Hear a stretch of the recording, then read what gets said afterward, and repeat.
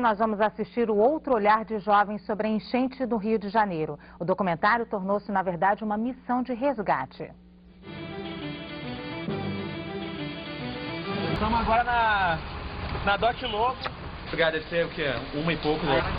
E aí, tá parado no trânsito há quanto tempo, cara? 5 horas? 5 horas, cara. Isso aqui é São Francisco Xavier, depois do Lago da Segunda-feira. O que vocês querem passar para as pessoas? Qual é a mensagem, já que vocês também não precisavam passar por tudo isso?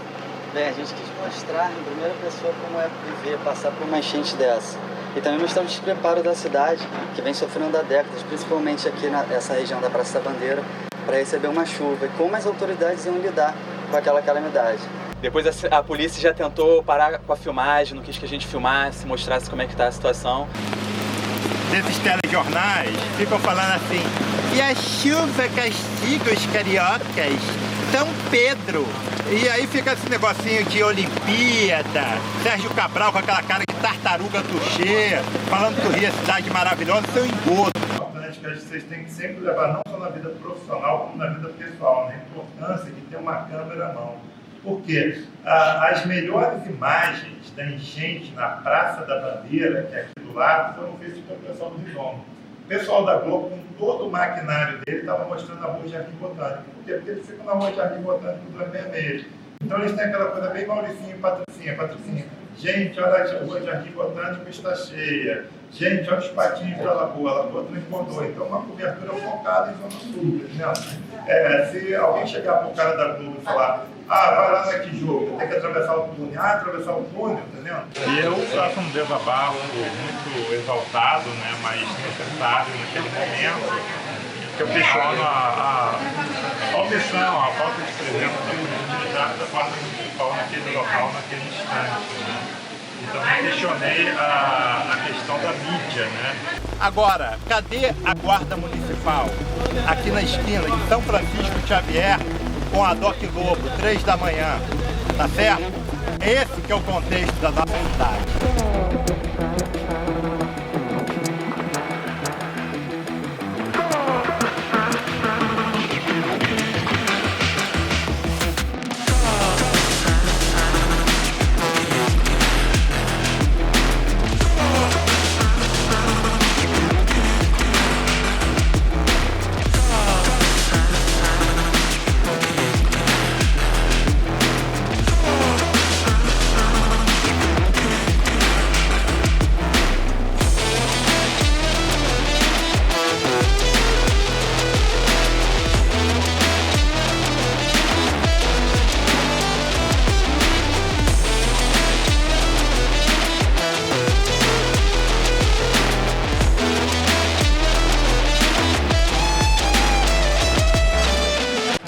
Primeiro de tudo, o que eu queria dizer é o seguinte, que a gente estava aqui mais cedo, e aí eu falei até pra ele, cara, não acredito que isso vai acontecer hoje. Tinha um carro da Guarda Municipal aqui. Olha aí. Aí eu falei, finalmente, 13 anos depois, a Guarda Municipal tá na esquina da São Francisco Xavier. Para os locais, Largo da Segunda-feira, né? Cara, tá muito doido isso, porque a gente tá recriando aquele dia, né? Entendo. Eu falando com você e o Leonardo filmando. Eu sou um cara meio workaholic, eu estava no trabalho até umas 7 horas, 7h30, eu vi uma movimentação das pessoas falando assim: olha, a gente vai ter que dormir aqui. E eu achei aquilo um exagero, né? Aí eu fui ver na internet, o pessoal mostrando, não, porque a Praça da Bandeira está alagada, que era o caminho que a gente fazia ali, General Canabarro, Mata Machado, Radial Oeste, Praça da Bandeira, para pegar o túnel Santa Bárbara. Eu falei, não é só Praça da Bandeira não, a gente pode pegar a Rua General Canabarro, pegar a Rua São Francisco Xavier, Doc Lobo, Paulo de Fronteira e Rebouças, acabou. A gente pegou a Canabarro, tranquilo ali. Aí entramos na nossa querida São Francisco Xavier, que à época eu achava que era homenagem ao São Francisco de Assis. Não, São Francisco Xavier era um missionário no Japão, né? Onde os católicos foram perseguidos. Aí quando chegou naquela igreja que eu achava que era São Francisco de Paula, hoje eu vi que é paróquia São Francisco Xavier, eu vi tudo alagado ali. O Rio Trapecheiros havia transbordado. Né? E aí que é o perigo. Muitas vezes as tragédias acontecem porque as pessoas não conhecem a cidade. Ali o pessoal já sabia certinho onde que era a linha do rio. Mas imagina um cara que não conhece, vai virar à esquerda, né? cai dentro do rio e da Boca do Lobo. Eram 8 horas da noite, mais ou menos, e fiquei 12 horas, de 8 da noite até 8 da manhã, né? Teve que acontecer aqui, se eu tivesse conseguido passar, não teria tido a entrevista, né? Não estaria registrado esse momento, né? Seria mais um perrengue na vida de um carioca que passa a esmo, sobreviver. A gente naturalizou, né? Isso, Exatamente. Né? Conviver com a tragédia, né? Exatamente. Acho que você viu o Léo primeiro, né? Eu tava passando do lado, com o bote. Tava na altura de onde hoje é o Pronto Ocor ali, né? O carro é um Gol Bolinha 96, que era do meu pai, né? Eu preservei ele. Eu sabia que se eu desligasse o motor do carro, eu não ia conseguir pegar ele novamente, né? A gente estava em casa e a gente já tinha um bote, que a gente tinha, né, alguns projetos para filmar alguma coisa em mar, enfim. A gente chegou até a descer o Rio Maracanã. Lembro, eu vi. A chuva começou, né? Ele ia voltar para casa, falou assim, acho que não vai dar para voltar para casa porque tá chovendo demais. Então, vamos dormir, né? Vamos comer alguma coisa, vamos dormir. Só que a chuva não parava. E deu aquela sensação estranha, assim, de que tava um negócio forte demais. E tava do tipo assim... Caraca, tá estranho, não tá normal essa chuva. Aí eu olho pela janela, eu não vejo minha rua. 1h12 da madrugada, Rio de Janeiro está em calamidade, meu carro tá quase afundado ali, praticamente. A rua está toda na contramão, várias ruas inverteram o sentido, várias pessoas estão desde 6 horas da tarde paradas no trânsito porque tá tudo alagado. Isso era normal aqui na rua, né? Porque é muito... Sim. São águas que descem todas ali, desce do Turano e da Chacrinha, né? E aí é uma rampa praticamente, desce tudo e acumula aqui embaixo na Praça da Bandeira e na São Francisco Xavier. Mas nunca foi tanto assim, né? E a gente decidiu descer, ver como é que tava, fomos com o bote na mão, inflamos. E falamos, cara, acho que dá pra descer a rua, filmando e vendo como é que tá. Pô, vou fazer uma doideira aqui, mas pra vocês verem como é que fica a minha rua, né? Aqui no... É Rio Comprido com Tijuca, né, basicamente ali. Acontece que quando a gente desceu, dava pra ir descendo, daqui a pouco a gente viu a Praça São Francisco Xavier inundada. Eu acho que a Tijuca inteira está assim. Olha. Será que a gente chega até onde? Essa aqui é São Francisco Xavier, depois do Largo da Segunda-feira. Pode ver que tá navegável. Chegando mais próximo do que estava acontecendo, a gente vai tendo mais contato com a realidade. A gente vai vendo as pessoas paradas, Sim. Aí tinha gente chorando, tinha gente passando mal. Então tá quanto tempo aí na chuva, cara? Eu tô desde 7 horas da noite. Barulhete, desde 5 horas na rua? Porra, tô aqui desde 6 horas da tarde, irmão. Sofrimento terrível, entendeu? O carro acabou o gás e só empurrando. Tá empurrando, Arruma um recurso aí pra gente aí, mano. Sofrimento total. Amanhã no trabalho mesmo. E aí, nesse momento, a gente te encontrou. Desses telejornais ficam falando assim: e a chuva castiga os cariocas, São Pedro. E aí fica esse negocinho de Olimpíada, Sérgio Cabral com aquela cara de tartaruga tuchê, falando que o Rio é cidade maravilhosa, seu engodo. Só que é uma cidade governada por milícia, traficantes e vagabundos. Meu carro, com IPVA em dia, tá enchendo d'água. Cadê aquele filho da puta do Eduardo Paes? Porra! Agora vocês da imprensa ficam lá tirando fotinho dele. Aí Eduardo Paes, choque de ordem. Tirou da rua o camelô, multou o carrinho que estava em cima da calçada. Agora, cadê a guarda municipal? Aqui na esquina de São Francisco Xavier com a Doc Lobo, 3 da manhã, tá certo? Esse que é o contexto da nossa cidade. A gente paga imposto para sustentar Daniel Dantas e Ike Batista. Foda-se se o Ike Batista tá comendo uma piranha que tá cobrando R$1.000 a hora. Foda-se se a Nicole Balls tá dando pro filho do Ike Batista. Foda-se se a Britney Spears tá grávida de um cavalo. Eu quero saber quem é que vai pagar o prejuízo do meu carro, tá? Então, assim, faça um documentário, amigo, faça um documentário lá com Michael Burr, não faça um documentário lá João Moreira Salles falando Rio, eu gosto de você. Essa coisa fascista de dizer, enganar a gente que a gente mora numa cidade maravilhosa. Essa aí é uma falácia criada por aquela bicha enrustida do Tom Jobim, que cantava próceres da ditadura, cantando assim: Ipanema é tão legal, o meu pai é general. Então é isso aí, foda-se a Bolsa Nova, foda-se Sérgio Cabral, Tartarugas do Che, e foda-se Eduardo Paes. E o jornal O Dia também, que critica a milícia, mas apoia Jorge Pisciani pro Senado. Valeu, abração. Obrigado, meu amigo. Você me curou de um câncer agora. Valeu, cara. Eu acho que você conseguiu concentrar tudo que a gente viveu quando a gente virou ali no Rio Trapicheiros, fora que a gente encontrou o Grilo, o Leonardo. O outro Leonardo. Que a gente falou pra ele, cara, tá demais, assim, tá um cenário surreal, a gente precisa de mais alguém pra ajudar. Ele veio, conseguiu chegar. A partir dali, a gente parou na Afonso Pena. Afonso Pena era uma piscina gigantesca. Quando a gente chegou, todo mundo, em todos os bares, fizeram...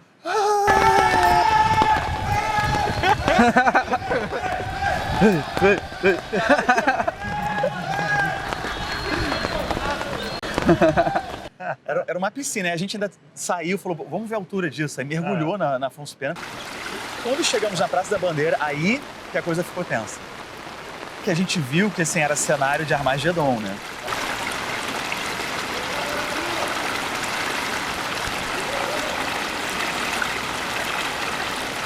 Porque a gente acho que caiu a ficha quando as pessoas começaram a pedir ajuda. Minha mãe tem um comentário, naquele momento que o policial manda você parar de gravar, ele fala, se estivesse na praia filmando bunda de mulher, ele ia deixar, né? É o que pode filmar do Rio, quer dizer, eu já tenho a quem puxar o sarcasmo, né? Observar esse cinismo carioca, né? Do que pode e o que não pode mostrar, né? Alô? Qual é a intenção de vocês, cara? A gente tá fazendo um documentário, cara, é imprensa, cara. Não tem imprensa, eu não tô te filmando. Quer todo mundo aí dentro aí? Vocês querem não ser filmados? Não, nada não, eles estão pedindo, cara, estão pedindo. Deixa eles aí. Isso é direito público, cara. Você não tem que filmar isso, não. Você não tem que mostrar essas coisas, não sei o quê. A gente, obviamente, com medo, né? Ah lá, sincronicidade. Praça da Bandeira, todos os carros estão cobertos, tem gente... Algumas pessoas estão no carro, alguns carros estão sendo arrastados, ó. Estão com bote, a gente estava numa situação privilegiada ali, né? A gente tá andando com bote, andando, não sei o quê. E aí as pessoas estavam dentro dos ônibus, mijando, defecando. Caralho. O policial acabou de mandar a gente parar de filmar para não causar transtorno. O pessoal tá em cima do ônibus. A gente tá numa situação de calamidade pública, cara. Agora... As pessoas estão voltando muita atenção pra gente, como se a gente fosse resgatá-los. Então acho melhor a gente ir embora pra não criar mais tumulto, entendeu? Cara, eu tô tremendo. Socorro, e a gente não tem capacidade pra ajudar, então a gente pode criar uma situação... Mas, cara, se for de extrema emergência, a gente tem que ajudar, cara. O clima ficou bem tenso agora, E aí a gente começou a resgatar as pessoas. Tem como vocês colocarem o senhor daqui de trás, cara? Que o cara tá... Mas não tem pra onde ir, tá tudo Não tem pra onde ir, cara. O melhor lugar é aí dentro. Acho que a gente resgatou, em média, umas 6 pessoas. A gente resgatou esse senhor com uma corda. Aí ele conseguiu atravessar e entrar no ônibus. Uma outra pessoa a gente botou dentro do bote e conseguiu levar do carro para um ônibus, se eu não me engano. A gente foi mudando as pessoas de lugar, né? Tirando elas de uma situação que elas não estavam conseguindo sair. Esse senhor estava com água aqui, assim, né? Nossa. E ele veio segurando na corda. Ele podia ter morrido ali, né? Com certeza, absoluta. Já vamos buscar o senhor. Seu rec. Isso aí, agora só segura o guarda-chuva. Valeu. Isso aí também é a minha primeira vez. Não tá? pode abrir, não? Já, é o que? A porta do ônibus? É. Já tá aberta a porta do ônibus. E aí a gente subiu no ônibus, filmamos tudo. Só que a água entrou na câmera. A câmera era uma mini DV, a câmera de fita que a gente usava na época. Ainda bem que não danificou o conteúdo, né? E aí a gente tem até ali só a filmagem, né? Eu me lembro que o vídeo de vocês foi parar no G1 do Globo.com. Então você vai ver que eles cortam justamente a minha sala. Eles só botam cadê a guarda municipal aqui na esquina? Aí eu me lembro de uma coisa do Domingos Meirelles, que deve ser meu parente distante, né? Ele fala, quando ele saiu da Globo, falou: o povo na tela da Globo não fala, sussurra, né? A minha fúria era com essa coisa da cultura de massa. A cultura de massa no Brasil e do mundo é o seguinte: o povo faz uma festinha. Se aquela festinha ali for uma coisa que eles mais gastam dinheiro com aquilo do que ganham, eles vão deixar lá um bloco em Cascadura, entendeu? Uma roda de samba no Morro da Providência, foda-se. Mas quando eles veem que uma coisa da cultura popular começa a dar dinheiro, tipo carnaval, era na Presidente Vargas, você parava ali, tu via que nem na Intendente Magalhães, né? Peraí, isso aí dá dinheiro, tá vindo turista. E fecharam, né? Antes e depois fizeram o sambódromo. Ok, Maracanã, aquele povão lá, acho que o equivalente, posso estar enganado, a geral o equivalente a R$2, R$3, cara. O pessoal, quando era criança, tinha assim, quase um cara em situação de mendicância, pedindo moedinha, o cara toma aqui R$2, aí vai ver o jogo. Então você via, na geral, classe média baixa, até morador de rua, vendo o jogo, participando daquele espetáculo. O que o pessoal faz? O que a elite faz? Ela fecha aquilo ali, no mínimo R$60, tá vendo? Sócio torcedor, futebol. E assim é com bloquinhos de Madureira, de Cascadores. Começar a vir turistas de São Paulo, gente se hospedando em rosto, hipoteticamente, para ver o bloco de rua de Cascadura, eles vão chegar lá e vão, peraí, vamos comprar esse rosto, vamos botar uma coisa mais paramentada, tá vendo? Vamos botar um patrocinador, e os antigos saem de cena.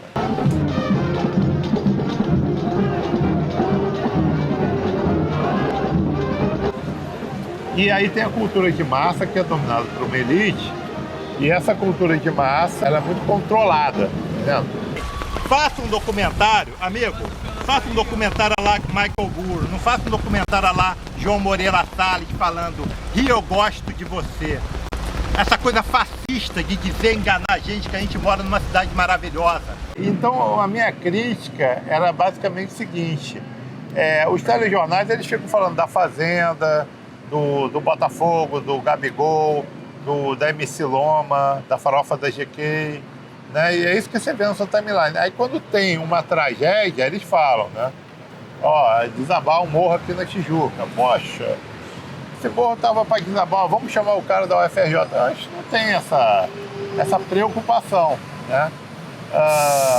Não vive muito no dia a dia isso. Isso aí não é uma agenda. A agenda principal é a bobeira. Então foi por isso aí que eu falei, foda-se se eu até foi o motivo de no vídeo original o meu rosto tá borrado, né? Que eu falei mal de Ike Batista, que dominava o Rio na época, Daniel Dantas, né? Eles querem aquele depoimento do cidadão, cadê a guarda municipal, né? Mas nada muito burilado, nada muito questionador, tanto que eles cortaram aquela frase ali. A edição do jornal O Dia de ontem, né? Olha só, passado um fenômeno que matou 200 pessoas no Rio, vamos ver o que fala o Jornal Popular do Rio. Muricy acerta a conclusão, Luciana Alves de Moio. Não só o G1, mas outros meios de comunicação, depois que viralizou o vídeo, principalmente a sua fala, me pediram cópias do filme para poder colocar nos portais, eventualmente passou em alguns canais, né? Passou em alguns canais de TV. E aí pediram para eu fazer um CD. E a gente fazia tudo encontros, assim, lugares. Teve um CD que eu entreguei, se eu não me engano, foi até pro G1. A gente combinou de se encontrar num posto de gasolina à noite. Aí era assim, acho que era meia-noite, 11 horas da noite, alguma coisa assim. E aí foi um posto de gasolina ali no meio da Presidente Vargas. Olha. Ele vou estar lá. Ele parou com o carro, me senti assim, negociando um negócio legal. Mas, assim, pra você ver como é tenso falar questões da cidade em que todo mundo sabe, mas ninguém menciona, né? Eu entendo como é que é esse controle da cidade, né? Eu fui de esquerda de 89 a 2014, né? Depois eu passei por um perfil mais conservador. Naquela época que eu falei, eu já era de esquerda. Mas eu já tinha meus questionamentos próprios, porque eu sempre fui um livre pensador, né? Quando você é de uma ideologia, de um partido, eles querem que você compre o combo completo, né? O pacote. Acho que a disputa ideológica pela cidade também faz parte dessas forças que dominam a revolta popular, por exemplo? Uma vez, algumas pessoas falam, Guilherme, você sabe definir o Rio. Quando a gente sobe no Cristo Redentor, falar sem a visão do Rio todo, mas a gente sabe, vocês que fazem trilha então sabem disso, né? Ali você está vendo Zona Sul, aí vê bem Niterói, né? Maricá, né? São Gonçalo um pouquinho, Zona Norte, Tijuca, né? Um pouquinho da Zona Leopoldina, você não vê a Zona Oeste, né? Então, assim, quando você tem uma visão... A gente tem uma visão de classe média, nós, né? Eu não posso falar do cara que mora na comunidade ou que mora em Campo Grande, numa área dominada por milícia, né? Mas eu tento sempre colocar a minha visão, né? O Rio de Janeiro é uma cidade muito vigiada. O que eu posso te dizer é que aqui você já tem uma classe política que dominou. O protagonismo nas eleições é sempre para candidaturas de prefeito e governador, para poder deixar essa questão aqui da Assembleia Legislativa e Câmara de Vereadores de lado. Então você tem um plano diretor sendo discutido na Câmara de Vereadores, porque os vereadores você não sabe nem quem é direito. Eu acho que a super elite, ela cria os bandidinhos dela. Então, na Síria podem criar o Estado Islâmico, não vou entrar em maiores polêmicas, a máfia em Chicago, entendendo? Se for uma coisa que realmente incomodasse os donos do poder, tipo assim, guerrilha do Araguaia. Alguns brasileiros saíram da órbita de Moscou e foram para a China treinar guerrilha. Só que eles foram treinar uma guerrilha para durar 40 anos, aquela coisa da paciência chinesa, né? Foram para o interior da Amazônia, do Nordeste, né? Começar a fazer um trabalho mais de base, né? Coisa tal, sem pegar em arma. Mas o Exército, sabe como Deus como, descobriu esse trabalho do PCdoB e foi prender os caras. E eles anteciparam pegar em armas, né? Cara, a Batalha do Araguaia, a Guerra do Araguaia, foi travada dentro da floresta amazônica, contra no máximo 100 guerrilheiros. Pergunto, um estado que nos anos 70 tem capacidade para ir no meio da floresta amazônica, caçar um bando de garotos sonhadores, matar e sumir com os corpos, como é que esse estado está lá, uma unidade aqui da militar e do lado tá Kelso, o cara andando de fuzil assim, pô, entendeu? Ele tem Black Operator para chegar lá e acabar com aquela porra, entendeu? Não precisa falar nome, mas eu acho que tem que começar a se discutir, porque sabe o que eu sinto às vezes? Que a política, a ideologia... Ela precisa do crime organizado, não estou falando todos os políticos. Não, só que eles precisam do cara para botar a mão na sujeira. Eu acho que existe uma revolta popular que não acontece por conta de um certo aparelhamento político que captura a revolta popular em certas ideologias, em certas militâncias. A esquerda no Brasil tem a esquerda revolucionária do PCB, que foi colocado na ilegalidade, que falava em revolução, Luiz Carlos Prestes, né? Foi fundado em 1922 e ficou 2 anos legalizado, 26 e 27, 45 e 46 e 47. Depois ficou só em 85. Tem uma esquerda que na realidade não era esquerda, que era uma coisa mais fascista do Getúlio Vargas, mas que a esquerda trabalhista do Brizola adotou, porque o Brasil é tão louco que um cara de direita, mas que tinha um projeto nacional nacionalista, é considerado de esquerda, entendeu? O Getúlio nunca foi de esquerda, ele perseguiu o Gabenari, mas ele era um cara que não era de uma direita entreguista, ele queria Petrobras, queria fazer o processo dele. E você tem o PT, que eu já vejo que é um sindicalismo de resultado, não é uma coisa, é muito assim de reajuste, 10%, essa coisa toda, uma coisa mais assistencialista. E eu vi como que as legendas teóricas de esquerda eram tratadas a pontapé dentro do PT. A Convergência Socialista, que saiu em 92, fundou o PSTU. O pessoal da Causa Operária, antes foi expulso do PT, também fundou o PCO, que nunca conseguiu crescer. Mas agora eu vejo uma coisa que entre aspas, pior do que a questão do PT, no sentido de canalização de energia. A esquerda identitária. Você pega o rapaz afrodescendente, em vez de falar de capitalismo, de opressão, dessa coisa toda, a coisa é muito feita para separar o povo em blocos, o negro, o gay, a mulher, entendendo? Pequenas frações, assim, não tem uma união do proletariado. O que acontece? O garoto que mora na favela, ele, em vez de ver como inimigo o tráfico, a elite, a burguesia, ele vê como inimigo o tio dele, que é homofóbico, teoricamente. Então, é essa divisão que é feita na sociedade, né? Por que é perigoso mostrar certos aspectos da cidade para você? Eu me lembro da campanha do César Maia, que era assim, passava toda hora na TV, e aquilo custava dinheiro. Era um menininho com os braços abertos, assim, com os olhos fechados, né? Aí, abrindo a câmera, atrás tinha o Cristo. Que porra é essa, cara? Que merda é essa de prefeitura, cara? É isso que tá mostrando? Então, chega na época da campanha eleitoral, é interessante pegar aquele garoto de Costa Barros e falar para eles que ele é um menino do Rio, que ele é o André de Biasi, que ele é um menino da Malhação. Aí ele mora numa área do lado de um valão de esgoto, sem querer diminuir Costa Barros, deve ter um lugar belíssimo. Aí o cara que mora no Complexo do Alemão, mas aí mostra aquela tomada aérea com drones da praia do Leblon. tocando ali um sambinha maneiro, entendeu? Então tem toda essa conjuntura para manter a panela de pressão sem estourar. Cidade maravilhosa, cheia de encantos mil. É o Zeca Pagodinho falando, pedindo uma cerveja, entendeu? Isso aí é muito bem calculado, entendeu? E o povo estoura na hora que quer estourar. Você pega 2013... 2013 me parece que ele revela um pouco dessa ideia de panela de pressão, né? Popular. E quando você não tem exatamente alguém coordenando ou colocando na rua, é o povo que decidia, você vê que ali tinha ideologias completamente contrárias. Parecia muito mais uma revolta popular do que necessariamente um ato militante. Isso é uma ansiedade que existe quando tenta haver uma tentativa de mobilidade social. Sabe, a maior parte da revolta, se um cara ele é um acomodado, ele está satisfeito em viver naquele degrau daquela escada, ele não se revolta. A Rosa Luxemburgo é uma judia polonesa, radicada na Alemanha, foi assassinada em 1919. Ela falava: quem não se move não consegue perceber as correntes que o aprisionam.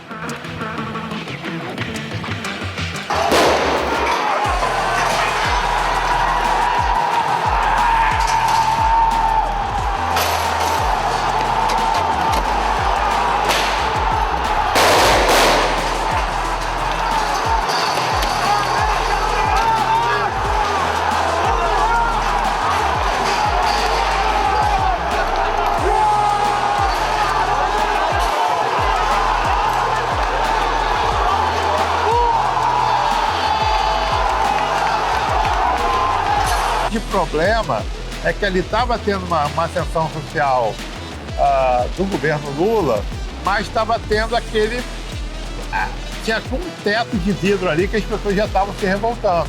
E aquele teto de vidro não era para ser passado. É mais ou menos o seguinte: o menino da periferia ele termina o 2º grau, garoto de cascadura. Ninguém chega para ele no RJTV e você terminou o 2º grau, tem prova para o TJ, salários iniciais 7 mil, não. Isso aí vai lá para a internet. O que o RJTV vai falar, gente, é Enem. Por quê? Porque aquele garoto ali, ele vai fazer a prova, todo iludido, de repente ele passa por cota, é uma vitória do governo Lula. Mas de repente ele não vai passar, a maioria não vai passar. Em relação ao candidato, 50 por vaga, 200 por medicina. Ele vai sair, vai receber um panfletinho da Estácio, da Veritas. Ele vai arrumar um emprego, ele vai trabalhar pra caralho para se formar naquela faculdade particular. E, incrivelmente, uma coisa que eu noto, vocês podem observar ao longo da sua rua. Para o garoto da periferia, proletário, a cerimônia de formatura, de colação de grau, é o capítulo final. É o último capítulo de Game of Thrones. Como se fosse o cara que trabalha pra caramba o ano inteiro para se fantasiar de rei no carnaval, né? Assim. E aí parece que é isso, a juventude, que eu tenho o maior carinho, mais proletária, ela trabalha 4 anos para ter aquele momento de colação de grau. Sou doutor, né? Sou bacharel, na verdade. Mas aí depois aquele passo ele fica tímido, porque no fundo ele sabe que aquele passo não é para ser dado. Agora, eu acho que 2013 é isso. Havia uma ascensão social da classe média, mas aquela classe média ela percebia que estava tendo um teto de vidro que ela não sabia definir qual é. Agora, qual foi o problema? Também havia uma parcela que estava revoltada com uma ascensão social do proletariado. Existem códigos sociais que a gente, que é mais desconhecido, sabe que é uma babaquice do caralho. O cara pegar avião, o cara tá no restaurante, foda-se, beleza. Para mim, mas existe uma parcela que vive de códigos e que, no entanto, para a dominação deles, aqueles códigos fazem sentido, entendeu? Então, as classes médias vivem desses códigos. Agora, 2013 foi direcionado, porque 2013 foi sequestrado pela agenda da direita, né, para derrubar o PT. Em 68, você tem Geraldo Vandré cantando, caminhando e cantando e seguindo a canção. E aí essa música perde para Tom Jobim cantando Sabiá, né? Pelo amor de Deus. Minha mãe sempre conta. Que é linda. Minha mãe sempre conta que ela tinha um disco do Geraldo Vandré e o pai dela, né, meu avô, não deixava ela escutar com medo. Ah, sim. Nas escolas, nas ruas, campos, construções, caminhando e cantando. 13 anos depois, cara. O que você acha que mudou alguma coisa ou você acha que... Gustavo Franco falou o seguinte, no Brasil, você passa 2 semanas fora, você volta, mudou tudo. Aí você passa 7 anos fora, você volta, não mudou nada, né? Então, assim, se a gente gravasse um vídeo em 2013, 2014, a gente ia dizer que tinha mudado tudo, que o Sérgio Cabral estava em desgraça, todo mundo. Mas os personagens estão aí, né? E políticos, é uma estrutura muito bem montada, né? Não existe muita divulgação das alternativas de poder, né? Eu acho que às vezes a gente tem a capacidade de falar certas frases que fazem a pessoa despertar, se não naquele momento, mais à frente, refletir. Porque a gente tem uma tendência muito grande na mídia de mostrar a cidade destruída, mas logo depois mostrar aquele drone passando pela praia de Ipanema, né? A moça rebolando de biquíni, né? A galera no altinho, para dizer que está tudo bem, né? Mas não é a realidade, né?